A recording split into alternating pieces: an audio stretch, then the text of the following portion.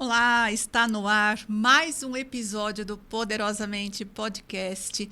Eu sou Inês Martins, sou hipnoterapeuta, especialista em desbloqueio emocional, criadora do método Poderosamente Mulher e fundadora do Movimento das Corajosas, um movimento para aquelas mulheres que resolveram se escolher. Eu estou aqui com esse episódio especial do Poderosamente Podcast. O Poderosamente Podcast nasceu para contar histórias de empoderamento, histórias de superação. Então eu tenho sempre convidados muito especiais que vêm contar as suas histórias de vida, mostrar como uma mente que é poderosa pode ajudar você também na sua superação, na sua história de vida. Eu estou dizendo que esse episódio de hoje é muito especial porque eu tenho aqui uma pessoa muito especial. Todas são, mas essa é especial de uma maneira diferente.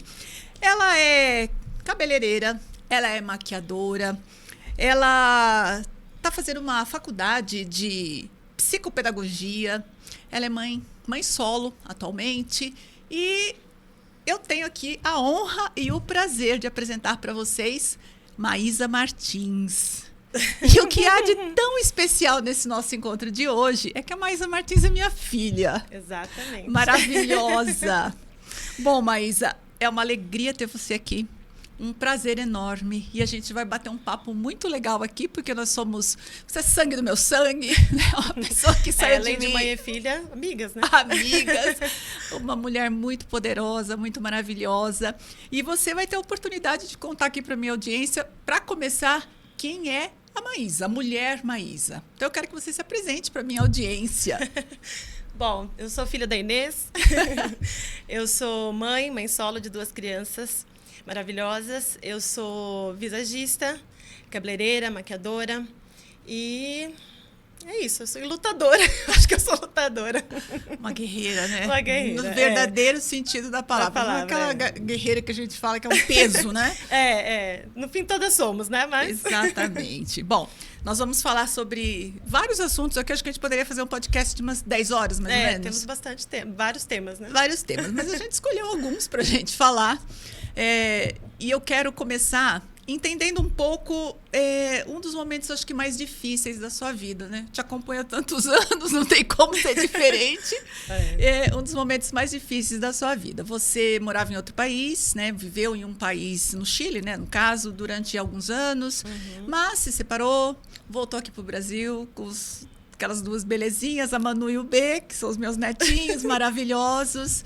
E como é que foi para você essa decisão, né? E de virar mãe solo daí para frente, né? Porque tudo muda quando a gente passa por um processo como esse. Conta um pouquinho, como é que foi essa mudança? Como é que você decidiu isso? O que estava te passando pela cabeça? Bom, foi um processo difícil, eu diria. Não foi de uma hora para outra. Eu digo assim, que a decisão final foi de uma hora para outra, mas embasada em pelo menos 3 anos pensando no assunto e tentando entender como eu faria, o que seria dali para frente, né? Eu estava num casamento que não estava bem, né? O casamento não estava legal, principalmente para mim, né? Eu posso falar por mim. E de repente eu me vi sem saber quem eu era, além de ser mãe, além de ser esposa, quem eu era no mundo, na minha existência. E eu acho que esse foi o maior impulso para eu querer sair dessa situação, né? Que eu já não estava feliz. E aí eu decidi terminar o casamento. Eu morava, como você mesma disse, no Chile. E aí eu quis voltar para minha cidade, né? Para perto da minha família. E foi uma decisão difícil, porque lá eu assim, não tinha família por perto, mas eu tinha o pai das crianças, tinha alguns amigos, mas eu tinha um apoio ali dentro de casa, né? E aqui eu vim para ser eu e as crianças. Mas a partir do momento que eu decidi, eu meio que virei algumas chavinhas na minha cabeça, né? Eu me lembro bem do dia que eu vim, na verdade, de férias, acabei ficando e nunca mais voltei, mas já com a decisão do divórcio, né? Mas eu me lembro do dia que eu resolvi que eu viria, e eu viria sozinha primeiro com eles, né? Eu vim com a Manuela e com o Benício sozinha. E aquele aeroporto lotado, eu comprei um negócio aquele negócio que prende no braço da criança e prende no braço da mãe, pro Benício, que era menorzinho, e aquele aeroporto, e passar na Polícia Federal. E eu pensei, nossa, a partir de agora, é isso, né? E foi... Atravessei a linha. Hã? A partir de agora, atravessei a linha. A partir daqui, atravessei a linha. E tem sido uma viagem louca, eu falo, né? Eu acho que ser mãe é uma viagem muito louca. E tem sido. Mas acho que foi basicamente assim. O que você acha, assim, de onde veio a força para dar esse passo? Eu acho que veio do desespero de não saber mais quem eu era. Eu acho que eu tenho para mim isso, né? Que nos momentos de maior desespero, de maior dificuldade, é quando a gente enxerga uma luzinha, né? Eu escrevia, né? Agora eu não escrevo mais, não posto muita coisa, mas eu escrevia no meu Instagram sobre minha maternidade, sobre várias coisas. E lá eu escrevi sobre isso, né? Que eu comecei a enxergar dentro daquele desespero uma faísquinha de luz e eu resolvi me agarrar a ela, né? Porque eu pensei, daqui para frente, o que vai ser, né? O que eu quero para mim? Eu estava com 34 anos, mais ou menos, 33 para 34 anos. E eu pensei, mas é isso que eu quero? Porque estando dentro do casamento, eu não tinha muita possibilidade de trabalhar, porque o meu ex-esposo trabalhava muito, eu ficava com as crianças em outro país, mas eu sempre tinha aquela coisa interna de que eu quero fazer, eu quero produzir, eu quero existir, né? Além desses dois papéis importantes, mas eu queria, né? Mas eu acho que o impulso mesmo foi o desespero de não vai dar desse jeito. É o fundo do poço, né? É o fundo do poço, exatamente. Poço que você quer subir para respirar. E é muito poderoso isso, né? Bom, você que começou aqui a assistir esse episódio do Poderosamente Podcast, se liga aí, você já viu que hoje a coisa tá forte, tá bacana. Então aproveita, se inscreve no canal se você ainda não se inscreveu, compartilha esse vídeo, porque talvez você já esteja pensando em alguma pessoa aí da sua vida que precisa ouvir isso que a gente vai falar aqui, porque aqui a gente vai falar sobre coragem, sobre fé, sobre confiar naquela coisa que vem de dentro, de você querer voltar a ser você mesma. E isso é um pouco da história de cada uma de nós, talvez de todas nós em algum aspecto. Sabe, Má, eu falo muito no meu consultório, através do método Poderosamente Mulher, eu falo muito sobre isso, que uma das coisas que um processo terapêutico precisa devolver para uma mulher é exatamente isso, ela se lembrar de quem ela é. Uhum. Então, o Movimento das Corajosas também fala sobre isso, né? Então, vamos lá, que eu acho que você já está dentro do Movimento das Corajosas. É verdade, é verdade. Bom, vamos falar um pouco da maternidade, que eu acho que é um tema que você gosta de falar e eu adoro, né? Porque eu estou na voternidade dessa maternidade, então vamos lá. Durante a gestação do Benício, que foi um momento bem delicado na história de todos nós, você recebeu aquele diagnóstico, um diagnóstico que mudaria toda a sua história de vida daí para frente. Você descobriu uma cardiopatia nele muito grave quando ele ainda estava dentro da barriga. Isso. E precisou ser operado. Tal. Isso foi um choque muito grande para todos nós e para você, eu não tenho a menor dúvida, né? Como é que foi atravessar esse período? O que essa experiência ensinou para você sobre fé, sobre entrega, sobre amor? O que você consegue contar para a gente sobre isso? Foi um período bem interessante, assim, bem difícil. Eu me lembro exatamente do dia que eu tive a notícia, né? Eu fui para fazer um ultrassom para saber se o B estava no tamanho adequado, o fêmur crescendo da maneira que deveria e tudo mais. E o médico nos disse, né? Falou que o Benício tinha uma cardiopatia incompatível com a vida. Que é um fato, a cardiopatia do B, se ele não tivesse feito a correção, ele não estaria vivo hoje. E eu lembro, assim, de sentir meu chão abrindo, assim. Porque a gente sempre tem a sensação que certas coisas não vão acontecer com a gente. Uma doença grave, né? Eu era uma dessas pessoas que achava que eu não ia passar nós, né? por essas coisas. E aí, eu estava de 36 semanas, né? E dali em diante tinha a questão de quanto mais tempo ele ficasse comigo, na minha barriga, ele seria maior e seria melhor para ele, para o coração dele, porque o coração de um bebê é minúsculo, né? Então, dali já começou um processo de realmente acreditar, né? Eu não tenho religião, né? Mas, assim, foi muito acreditar que era possível. Eu conversei muito com ele na barriga. Falava que não tinha pressa nenhuma. Até então, eu estava com pressa, que a gente fica ansiosa no final da gravidez. Sim, acabou a pressa. Quer que nasça logo. Mas eu falava, você pode vir no tempo que você quiser, no momento que você quiser. E ele entendeu, né? Porque ele nasceu com 40 semanas mais 3 dias, né? Então, ficou mais um mês e pouquinho dentro da barriga. E, de fato, ali começava uma grande trajetória, né? Porque a EUB nasceu dia 27 de março de 2018 e ele ficou pouquíssimo tempo comigo após o parto. Eu consegui pegar ele, foi maravilhoso, um dos momentos melhores assim da minha vida. Mas ele ficou pouco tempo e já foi para incubador e medicamento e respirador.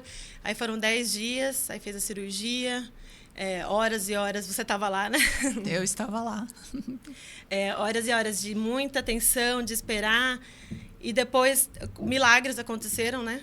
Porque o médico tinha avisado pra gente que poderia ser de 7 dias a 40 dias, né? de A internação após a cirurgia, porque Sim. muita coisa pode acontecer. Pode acontecer infecção, pode acontecer não aceitação ali de alguma coisa, né, da correção. E o Benício, em 7 dias, teve alta. E mais do que isso... 7 dias. Em 7 dias pós-cirurgia, né? Sim. E mais do que isso, ele saiu sendo amamentado pelo peito, né?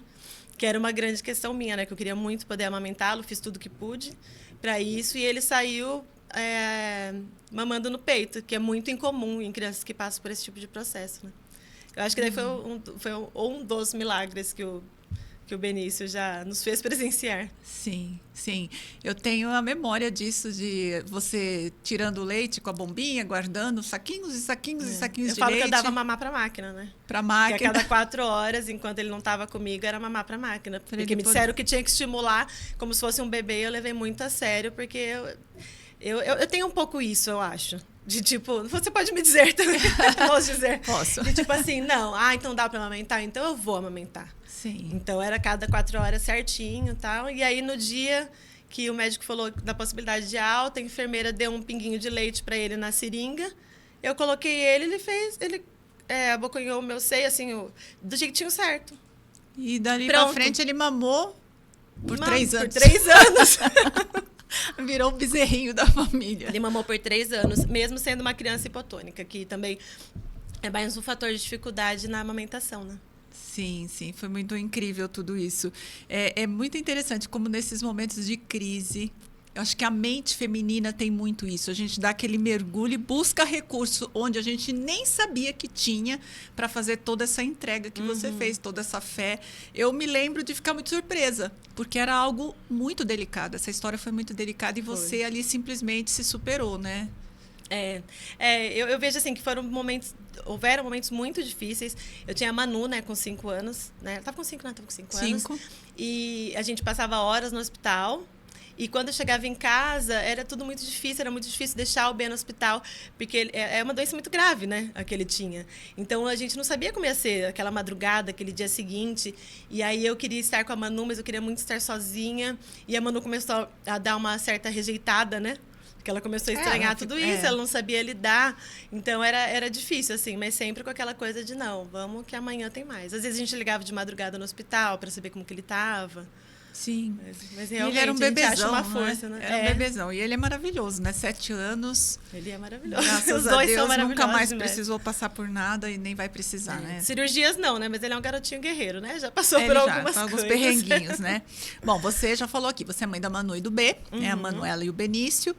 E você sempre mostrou esse seu lado, assim, de uma mãe incansável, que buscando conhecimento para entender as crianças, os comportamentos, os quadros deles, né? Como é que foi esse processo? Porque eles têm algumas atipicidades, assim que fala, atipicidades ou neurodivergências. Exato. Como é que foi para você chegar nesse ponto, alcançar isso? Como é que você vive com isso hoje? Traz um pouquinho disso pra gente. E agora, né, tá indo para a faculdade de psicopedagogia, acho que tem são uma... as transformações que a maternidade traz também, né? Sim. Além de tantas outras. Então, eu recebi a orientação do médico, né, do Benício, que como ele foi um bebê que oxigenou muito baixo ao nascer, que a gente tinha que observar os marcos de aprendizagem, né, de sentar, rolar. Então, eu sempre fui muito atenta a isso. E a Manu, né, voltando um pouco, já tinha algumas questões que eu observava, que ela não se interessava muito por letras, por números, mas ela sempre foi muito artística, sempre gostou de dançar, de pintar. Eu tenho muitos vídeos e fotos dela pintando, rodopiando, fazendo várias coisas, mas me chamava a atenção, né? Ela já tinha ido para a escola aqui no Brasil, não se interessava, assim, não era o foco dela isso. Então, eu já tinha um olhar mais atento nesse sentido em relação a Manu, mas pouquíssimo conhecimento. Eu sabia que havia algo, mas eu não tinha noção de nada ainda, né? E aí, quando veio o B, comecei com essa observação dele. Ele foi indo bem, assim, nos marcos. Mas ele sempre um bebê muito bravo, desde muito pequeno, muito apegado, assim, um apego fora do normal. Eu não podia tomar banho por muitos meses. Eu tomava, tá, gente? Eu tomava banho, porém eu tomava banho com ele berrando, né? Tinha que ser sempre grudado. E aí ele muito bravo, com 7 meses ele ia mexer alguma coisa que não podia, a gente não deixava, ele se jogava no chão, ele batia a cabeça no chão, ele batia a cabeça na parede, ele vinha pra cima da gente, tentando morder, tentando bater, era um bichinho assim nessa época, né? E aquilo começou a me chamar a atenção, né? E aí mais pra frente começou a gostar muito de dinossauro, lá perto dos 2 anos. E começou a amar dinossauro loucamente, né? O Benício é praticamente um paleontólogo, né? Paleontólogo. De 7 anos, ele sabe tudo sobre dinossauro. É um hiperfoco aí que já tem 5, 6 anos. E começou a gostar muito, ele falava muito sobre isso. E aí apego a objetos, né? Ele ganhou um carrinho de polícia e um de bombeiro, que deu o nome para eles por causa de um desenho. E se não tivesse aquele brinquedo, era crise, muito choro, muita coisa nesse sentido, né? E aí eu comecei pensar que poderia ter algo diferente com o B, né? Ele é ariano, né? Então, não, ele é bravo assim porque ele é ariano. A gente vai tentando, né, achar que são outras coisas, assim, fugir do que pode ser, né? E o Benício é autista, né? Nessa época eu não entendia nada sobre o autismo. Eu tinha muito aquela visão do nível 3 de suporte, que eu acho que a maioria das pessoas tem muito essa visão, da criança que não fala, né? Que não se comunica de nenhuma forma, tem várias outras questões. Então, comecei a pensar nisso, mas demorou um tempo, né? E eu, nesse momento, eu estava um pouco sozinha nesse sentido. Deixa eu beber uma água. Eu estava um pouco sozinha nesse sentido, porque eu acho que nesse momento, ainda mais quando a criança é nível 1 de suporte, quem enxerga mais é a mãe, né? Sim. Que está convivendo ali todo dia. Quem está em volta acha que não tem nada, né? Não tem nada. Não tem nada. Ele é bravo. Toda criança é assim, toda criança faz isso. E você está vendo ali que não parece dentro de uma linha, entre aspas, gigantescas, né, de normalidade. Tem alguma coisa que está estranha aí, né? E aí, quando eu voltei para o Brasil, eu ainda com isso na cabeça, a mudança do Chile para o Brasil trouxeram muitas questões para o B. Ele começou a ter crises muito agressivas, eu vivia mordida. Ele tinha crise de 40 minutos, berrando e tentando me bater sem parar, tal. E aí, mas ao mesmo tempo super se relacionava bem com adultos, mas não se interessava por crianças, tal. E aí um dia minha irmã falou para mim, viu, é que o B é muito comunicativo, né? Mas se não fosse isso, a gente poderia até pensar em autismo. Isso já estava na minha cabeça, mas eu não falava a respeito, porque se eu tentasse falar sobre, era sempre isso que você falou. Não parece, não é. E aí, estando aqui, mais gente vendo o que eu estava vendo, eu falei, não, eu vou atrás. Aí foi quando eu levei ele para neuro, e aí foi um dia bastante marcante também, porque eu fui com quase certeza, mas escutar dela, que ela também achava, foi puxado, assim. Eu falei, nossa. Aí eu chorei um dia inteiro, no outro dia de manhã eu levantei e falei, então bora. Vamos resolver. E aí começou, né, as avaliações, as terapias, e já se vão quase 4 anos, né? Sim, e ele tá ótimo, né? Cada vez melhor. As terapias vão ajudando muito. E tem a Manu também, né? Sim, a Manu. A Manu também, que eu comecei a falar dela, não terminei, né? Ela com as questões da aprendizagem, começou a alfabetização, a gente em outro país. Então, tinha uma questão de não ser o idioma dela, mas eu sempre sentia que tinha algo mais, assim. Tá estranho. E aí ela passou com o psicopedagogo lá, ela fez Kumon de português, não, de espanhol, de linguagem. Eu comprei, esses dias eu lembrei que eu comprei um programa da Espanha, que era um programa de letras, de brincar, porque eu sabia que ela precisava de ajuda. E eu não sabia como, eu comprei esse programa num joguinho super legalzinho. E foi indo. Aí, quando o Benício começou... Acho que nem tinha fechado do Benício, eu falei, não, eu vou ver a Manu também, né? E aí, inicialmente, teve diagnóstico de TDAH, mais recente a questão da dislexia. E assim vamos, não é? E assim vamos, né? Porque não são só os dois também, né? Exatamente. Essa coisa do autoconhecimento, de você mergulhar, né? Como uma dor pode virar um propósito, porque no começo é a dor. E nós temos sempre 2 escolhas. Uma é ficar ali sentada em cima da dor, maldizendo a vida, achando que, meu Deus, olha o que aconteceu comigo. E a outra coisa é a gente falar, tá, dá isso aqui, deixa eu ver como é que eu vou resolver isso. Então, é tirar o olhar do problema e colocá-lo na solução, que não é uma solução imediata. Mas as crianças, quando vêm para a gente, eles dependem de nós, né? Criarmos uma trilha mais saudável para eles. E eu vejo você fazendo isso com muita maestria. Não é tudo fechado, não é tudo pronto. Esses diagnósticos, eles são assim, mais recentes. Estudos são muito novos. Somente o nível 1 de suporte do autismo, ele é mais recente que se fala sobre isso, né? Tá. E aí você sente que isso que te levou para a faculdade de psicopedagogia? Eu acho que foi um processo, assim. Mais recentemente também eu acompanhei um menino autista numa escola, gostei dessa parte. Eu acompanhava ele no dia a dia, né, dele da escola. Gostei, eu tinha vontade de fazer uma outra faculdade. Na verdade, eu tenho muita vontade de fazer faculdade de psicologia, mas por enquanto não é possível, porque só tem presencial, né? E aí eu vi que agora tem o curso, porque antes era só uma pós, né? Psicopedagogia. E aí eu falei, por que não? Não é? E estou, né? Terminando o primeiro semestre, aos trancos e barrancos, quase perdendo prova, porque é um pouco difícil equilibrar tudo e eu ainda estou entendendo como funciona. Mas eu acho que sim. E aí eu até acabei saindo da escola e fiquei pensando, acho que em escola eu não quero trabalhar. Mas aí me veio uma questão assim, não, mas eu vou até o fim, porque eu sou mãe de 2 crianças atípicas e que provavelmente vão precisar de mim também com isso, né? Ao longo da vida deles. Então, e também se eu puder ajudar outras pessoas. Então, estou fazendo feliz a faculdade, estou satisfeita. Que maravilha. Se você está gostando desse episódio, aproveita e deixa o seu like e compartilha esse vídeo com outras pessoas que estão provavelmente interessadas nesse assunto também, porque ele é muito bacana. Bom, agora vamos falar um pouco do seu trabalho atual, né? Você é cabeleireira, é maquiadora, é visagista. Isso também há muito tempo, não é, Mar? Muitos anos, desde os 17. Desde os 17 anos. E eu sei, por te acompanhar, né? E porque também você, de vez em quando, faz as minhas maquiagens, os meus cabelos.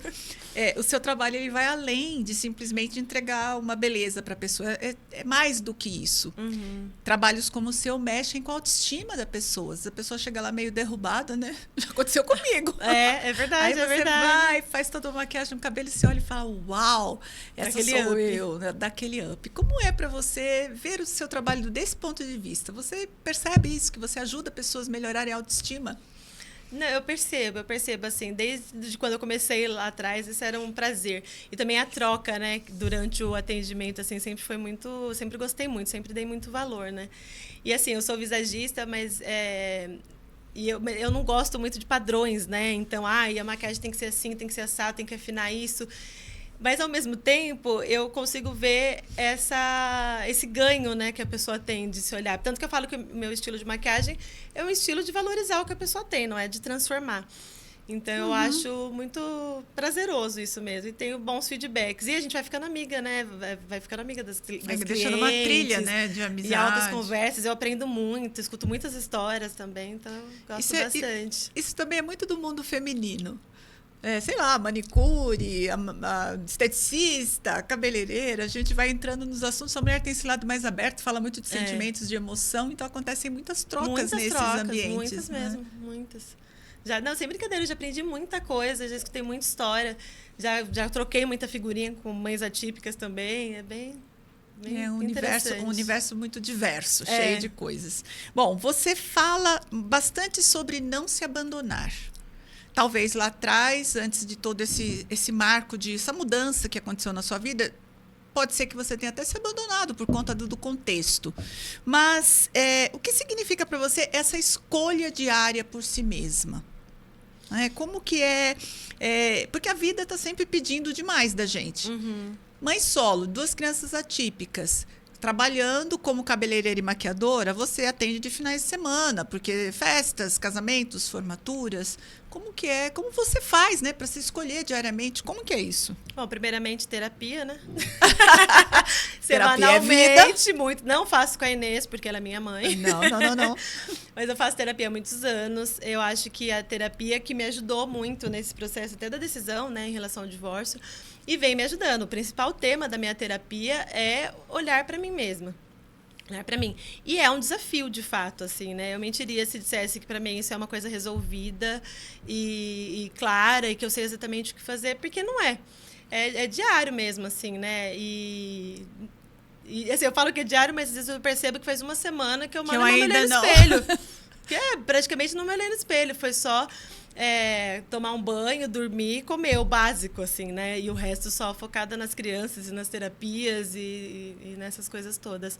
Mas eu acho que a grande virada foi na decisão de sair daquele casamento e vir para o Brasil. E aí também me veio uma questão de eu preciso estar bem para cuidar dos meus filhos, afinal agora sou só eu. Eu tinha muito essa sensação. Apesar de ter o apoio financeiro, né, e ter a família por perto, eu brinco que a familhinha, que somos nós 3, a chefe da família, sou eu. Então, eu tive muito isso, né? Então, o olhar para mim, não me abandonar, tem uma relação grande com isso. E, inclusive, em decisões que eu tomei, que me ajudaram muito, foram assim, tipo, o passo inicial foi pensando neles, mas me ajudaram muito. Que, por exemplo, eu não dirigia na estrada, você sabe. Sim. Eu tinha pânico de dirigir na estrada, sempre dirigi na cidade, mas na estrada eu tinha pânico. E aí eu vim com algumas decisões, assim. Eu não lembro se eu já vim ou se eu cheguei e logo pensei nisso. Pensei, bom, eu preciso saber dirigir na estrada, porque se eu precisar levar para fazer um exame em Campinas, ou precisar, sei lá, quero fazer uma viagem, eu não quero depender de ninguém. E aí eu fiquei aqui, acho que quase um mês nisso. Um dia eu falei, não, eu vou pra estrada. Entrei na estrada e fui pro shopping, que é ali pertinho. Dei 10 minutos na estrada, mas valeu. Eu pensei, não é tão ruim assim, acho que eu sou capaz. E eu decidi que eu ia fazer isso. E a questão do corte de cabelo também, né? Que eu era uma cabeleireira que não cortava cabelo por muitos anos. Apesar de ter feito faculdade, muitos cursos, eu tinha pânico de cortar cabelo. Eu falo pânico porque não era um simples medo, nem a questão de dirigir, nem a questão de cortar cabelo. E aí, eu fiquei muitos anos parada, né? Quando eu morei no Chile, eu abandonei minha carreira de cabeleireira. Eu achei que eu nunca mais seria cabeleireira, maquiadora. E quando eu voltei, surgiu a oportunidade. Eu falei, não, então se eu vou voltar de verdade. E eu vou aprender a cortar cabelo. Eu descobri que eu já sabia, que não era questão de aprender, era questão de desbloquear. Sim. E foi muito assim, não, eu vou ser 100% nisso agora, né? Então... Se jogou. Me joguei, E falando um pouco do autocuidado, é tão importante isso, né? O autocuidado, tudo bem, às vezes a gente não consegue que seja diário. Uhum. Às vezes ele é semanal, às vezes quinzenal. O ideal é que seja diário, mas enfim. Isso também faz com que a gente desenvolva, eu não sei se a palavra é boa, mas uma espécie de blindagem emocional. Quando você consegue, dentro da sua rotina, tirar um tempo para você, às vezes 5 minutos para você olhar para dentro, ficar quieto um pouco, descansar, deixar as crianças... Eu ia falar se matando lá na sala, mas brincando lá na sala. E silenciar, ficar um pouco com você mesmo, acho que isso já ajuda muito, né? Ajuda. E isso foi uma coisa que eu aprendi com a minha terapeuta, com a minha psicóloga, que assim, eu comecei a me perceber mais. Porque eu também sou uma pessoa neurodivergente, eu sou TDAH, então eu descobri isso depois das crianças, eu fui atrás do meu diagnóstico, porque eu sabia que tinha algo diferente comigo. Então eu tenho muita dificuldade com estímulos exagerados, como, por exemplo, barulhos, cheiros, texturas. Então, um dia inteiro, para mim, é um dia de muitos estímulos. Para todos nós, né? Mas para quem é neurodivergente, isso é um pouco mais forte. E aí, com crianças, né? Que gritam, que têm crises, que brigam e que tem lição de casa e não quer tomar banho. Então, eu sinto que antes eu não percebia isso. Então, eu saía muito do... Eu passava a linha ali, né? De dar uns gritos exagerados. Eu acabava sendo uma mãe que eu não gosto de ser, porque eu não enxergava isso. A partir do momento que eu comecei a enxergar que eu precisava de um tempo. Então, quando eu vejo que eu estou muito ali na beirinha do abismo para não ficar bem, eu falo, se chega alguma coisinha, eu preciso ficar no quarto agora. E aí... Acontece pouco, né? Infelizmente. Mas sempre que dá certo. Que dá, eu faço. E aí eu fico no quarto, fico quietinho um pouquinho, respiro. E eles entendem bem isso hoje em dia. E até um aprendizado para eles, que é importante isso. Sim. A gente sabe é o momento de estar e de se recolher, para se recompor. Isso é super importante. Não só para quem é neurodivergente, mas para todos nós. Para todos nós, Porque o excesso de estímulo muitas vezes tira a gente do prumo. Muitos de nós nem têm consciência disso. De por que eu estou irritada, por que eu estou cansada demais. Muitas vezes porque invadiu, né? Atravessou o limite do que suporta em termos de estímulo. Isso é importante. Exatamente. Olhando para essa sua história de vida, você fez agora uma releitura de uma fase da sua vida para cá. Você se arrepende de alguma coisa? Tem alguma coisa que você gostaria de ter feito diferente?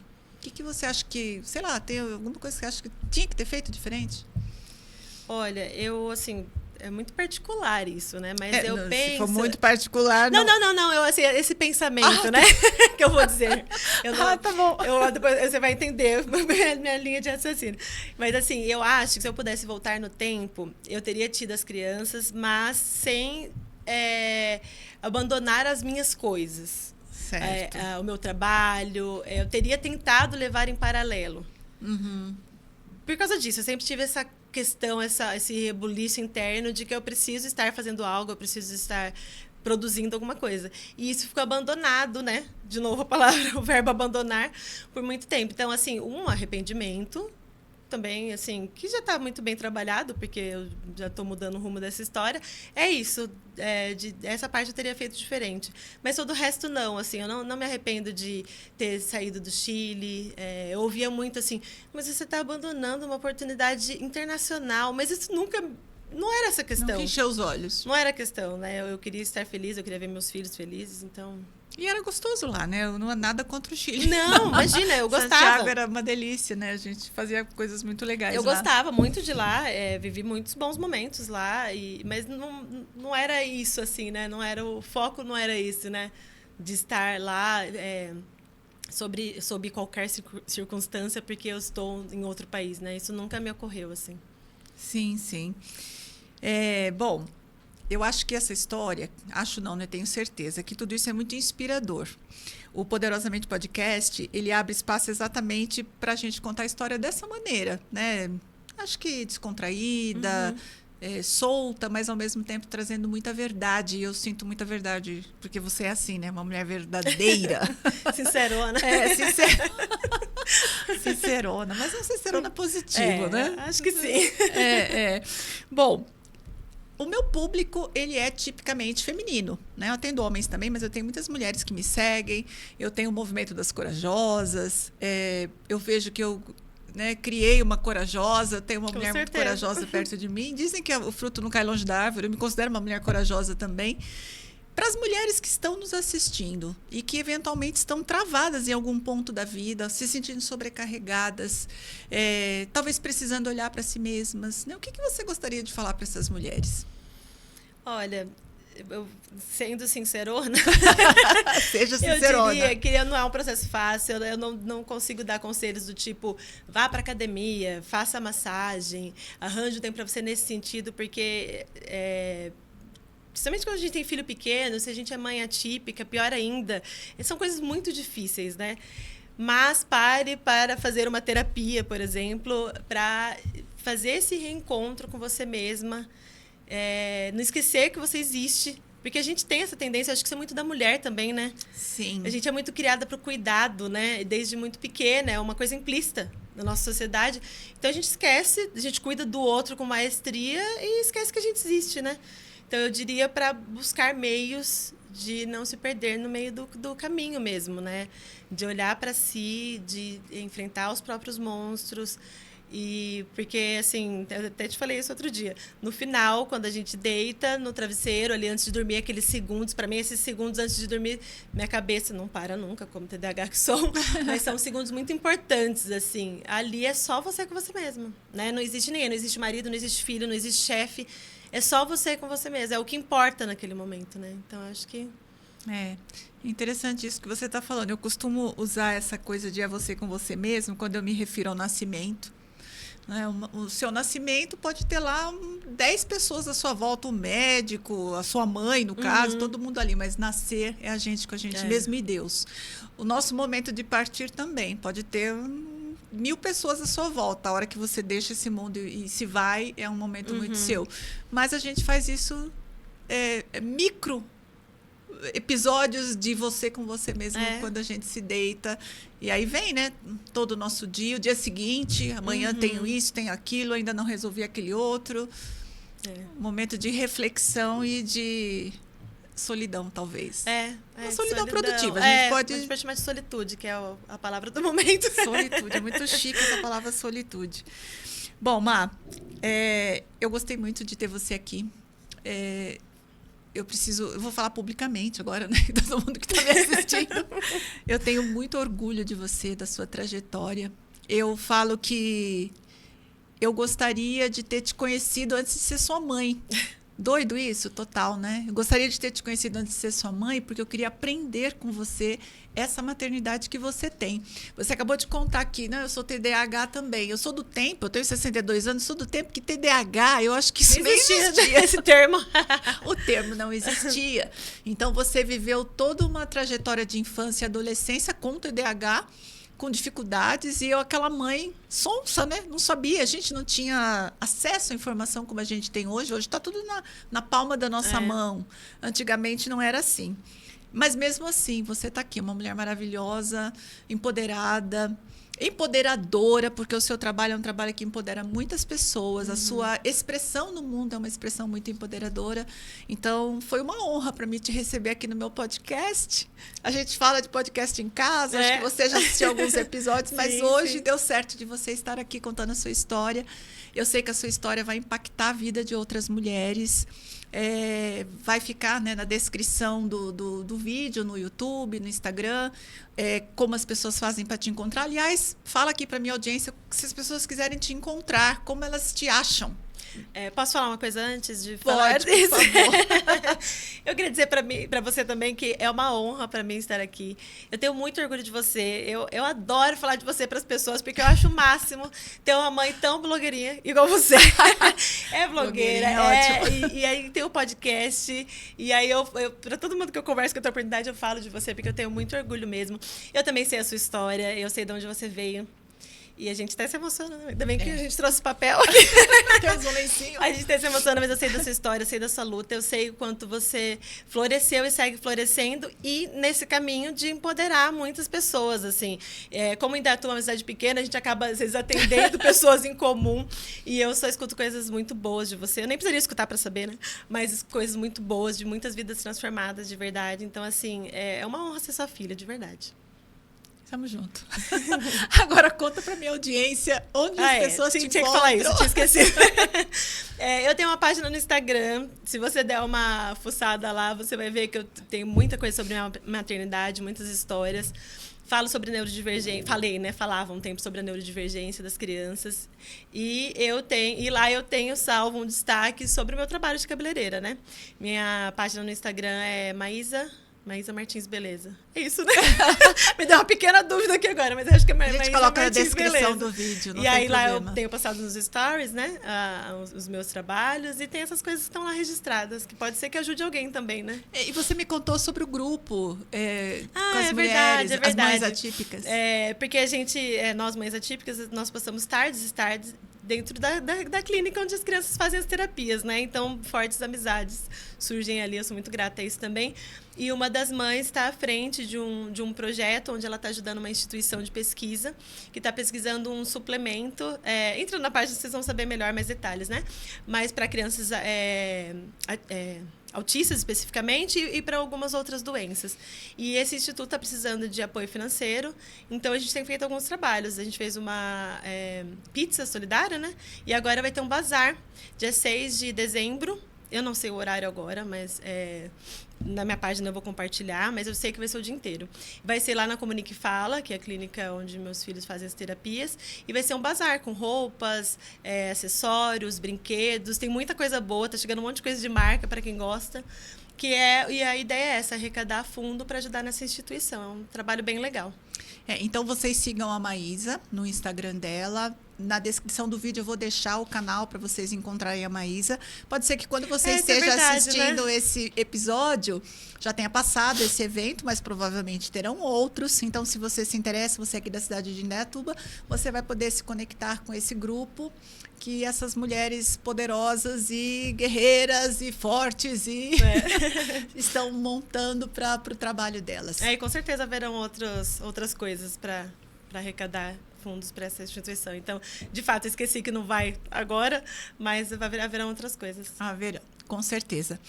Bom, Má, a gente está encerrando o nosso episódio, a nossa vida continua, as nossas conversas. Encerra aqui, mas nos bastidores. Nos bastidores a gente continua. Foi um prazer realmente ter aqui. Uma última frase para fechar o seu momento aqui. Nossa, o que eu poderia dizer? Eu acho que o resumo disso tudo olhe para si mesma. Eu acho que é isso. Não quero ser repetitiva, mas isso é muito importante. Na sociedade que a gente vive, sendo mulher nesse mundo não é fácil, então não se esqueça de si mesma. Acho que essa é a minha frase do momento. A frase do momento. Muito obrigada, Má. Eu que agradeço. Bom, estamos terminando esse episódio de hoje. Eu vou deixar para você aqui na descrição desse vídeo o link para você baixar o Guia das Corajosas, que é sobre o movimento das corajosas. Vou deixar os links para você encontrar a Maísa. E logo, logo estaremos novamente num novo episódio do Poderosamente Podcast. Então, se você ainda não segue o meu canal, siga, se inscreva. Os nossos episódios estão também no Spotify. É só procurar lá o Poderosamente Podcast, porque às vezes você gosta de ouvir por lá. E lembre-se, todos os dias, você é muito mais forte do que você imagina. Presta atenção nessas histórias que a gente está trazendo aqui. E até o próximo episódio do Poderosamente Podcast.